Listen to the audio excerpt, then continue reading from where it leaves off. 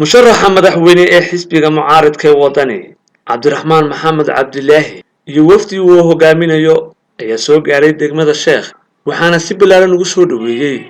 kumanaan dadweynaha oo xidhan astaanta xisbiga mucaaradka ee wadani taageerayaal aad u tiro badan oo ku sugnaa afaafka hore ee magaalada isla markaana ka tumanayay ciyaar dhaqameed ayaa waxa uu gudoomiyuhu uga degay gaarigii uu saarnaa si uu taageerayaashiisaasi ugula qayb qaato soo dhaweyntaasi intaasi kadib waxa uu gudoomiyuhu soo lugeeyay amaba uu soo dhex qaaday jidka weyn ee dhex mara degmada sheekh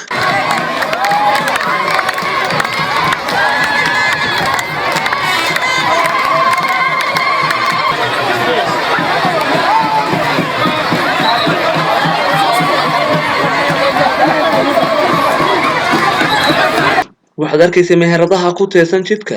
oo uu ka dulbabanayo amaba uu suran yahay calanka liimiga ee astaanta u ah xisbiga mucaaradka ee wadani cabdirashiid mubaarak cabdirashiid suul telefishinka caalamiga ee kalsan magaalada berbera